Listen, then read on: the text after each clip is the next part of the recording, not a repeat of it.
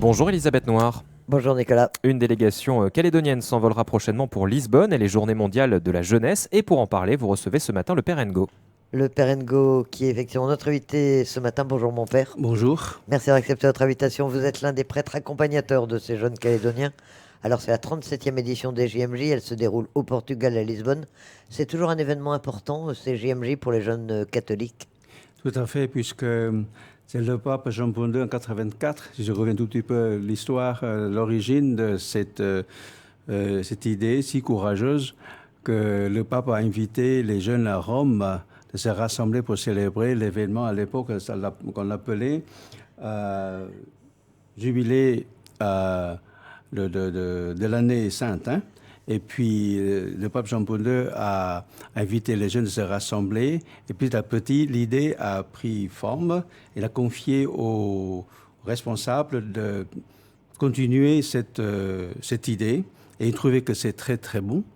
Et les jeunes, étant donné, captés par le charisme de Jean-Paul II, et puis il y a tellement de créativité dans leurs idées, dans les organisateurs.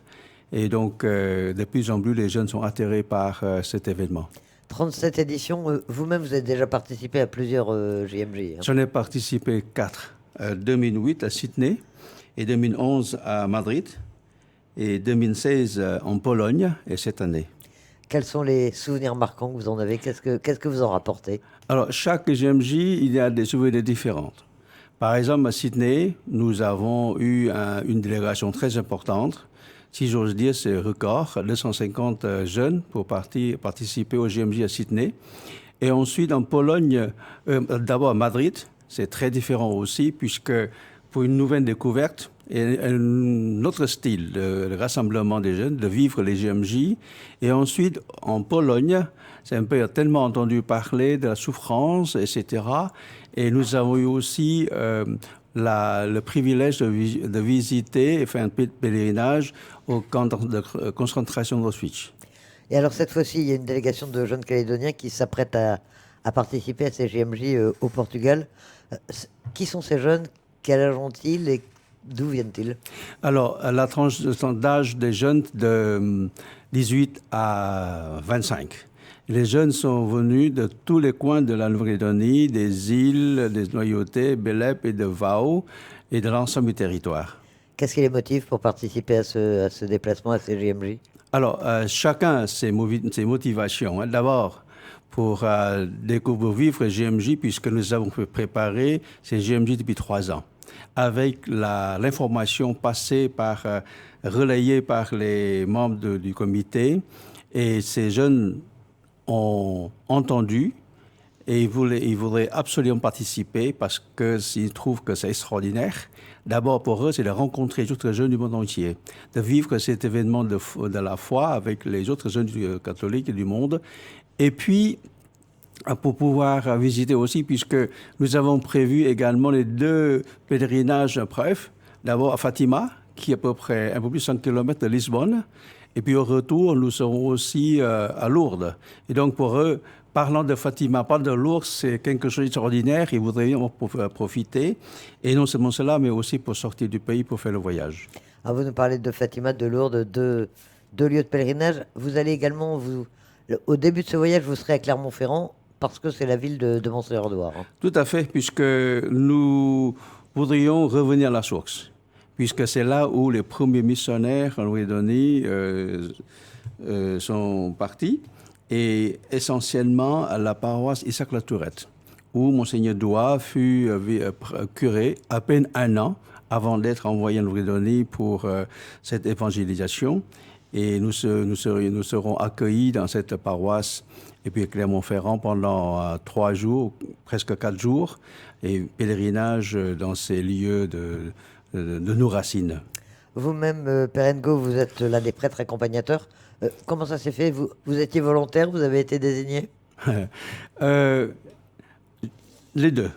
Je commençais par Sydney d'abord, puisque nous avons eu un diacre, Christian Alosio, qui avait tellement donné son temps pour la préparation au JMJ pour Sydney. Et malheureusement, il y a eu un accident et il est décédé. Et je me suis dit, il faut que quelqu'un prenne le flambeau puisqu'il était mon vicaire.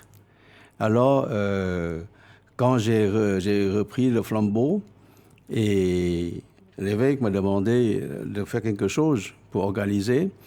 Et finalement, une fois à Sydney, j'ai découvert quelque chose d'extraordinaire. Moi-même, j'ai vécu une expérience extraordinaire et je continue comme jusqu'à présent. Là, Lisbonne, ce sera bien sûr en présence du pape François. C'est confirmé, malgré son état de santé, le pape va faire le déplacement. Et pour l'instant, il n'y a pas d'indication contraire. Quel est le message essentiel qui est transmis à l'occasion de ces JMJ? Il y a à chaque fois un thème particulier, un message particulier, ou c'est le message de l'Église qui est transmis aux jeunes? Oui, à chaque GMJ, il y a un thème particulier. Par exemple, cette fois-ci, c'est Marie se lève et part en hâte. Concrètement, ça se déroule comment, ces journées? Alors, les GMJ, essentiellement, le programme est divisé en deux parties. La première qu'on appelle les journées diocésaines, que la délégation, enfin, dans un pays, par exemple au Portugal, en différents diocèses. Et plusieurs délégations seront accueillies dans plusieurs diocèses pour vivre ce qu'on appelle journée diocésaine, comme au genre de festival, si vous voulez, à la fois culturel et spirituel. Et ensuite, c'est-à-dire pour nous, la Nouvelle-Calédonie, notre délégation serait accueillie à Portimao, où nous passerons à peu près 4-5 jours. Et ensuite, nous serons conduits à Lisbonne pour la deuxième partie avec le pape François. Ces jeunes sont très motivés, j'imagine. Ils ont hâte de partir. Ah oui, nous avons eu la messe d'envoi dimanche dernier avec Monseigneur Canvé. Et d'ailleurs, votre journaliste Kalinda qui était avec nous, il a bien suivi l'événement. Kalinda qui va prendre l'avion d'ailleurs, elle aussi.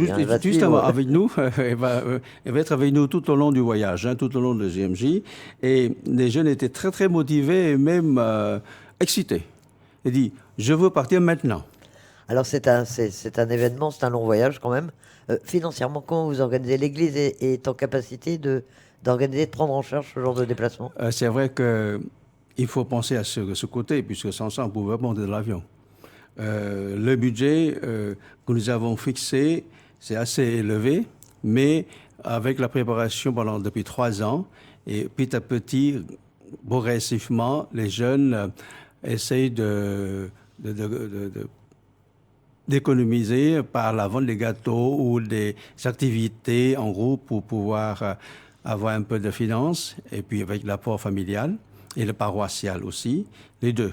Donc le diocèse participe au GMJ pour ces jeunes financièrement par le biais des paroisses. Et vous, Père Ngo, qu'est-ce que vous attendez de ces JMJ, les 4e auxquels vous participerez? Comme chaque fois, je reviendrai avec un peu de nouvelles d'énergie. Et pour ces jeunes, ce que je souhaite, c'est qu'ils reviennent avec un témoignage apporter le message du Christ semeur, eux-mêmes qui deviendraient le semeur de la bonne nouvelle, puisque le Christ est ressuscité. Et le pape Jean-Paul II, il dit les jeunes sont des sculpteurs, ils sculptent le Christ dans ce monde. Et c'est eux maintenant de porter, c'est le pape Jean-Paul II a gagné son pari. Et en votre absence, qui servira à l'Église du Vœu? Vous êtes organisé, j'imagine? Et heureusement, les prêtres de Nouméa, nous travaillons en équipe. Et s'il y en a un qui est absent, les autres prêtres s'organisent pour venir épauler la paroisse où le prêtre responsable est absent. Pour moi, par exemple, mon cas, donc les pères de Nouméa, à tout le rôle, ils viennent assurer les sacrements, les célébrations. Et nous avons aussi, bien sûr, heureusement, les diacres qui sont là pour continuer la pastorale. Père Ngo, accompagnateur des jeunes Calédoniens qui vont participer au JMJ, vous nous raconterez à votre retour, je l'espère. Ah oui, chaque année, chaque fois, au retour, nous organiserons une cérémonie et nous présenterons nos expériences, ce que nous avons vécu, si possible, avec l'apport audiovisuel. Merci mon père. Merci.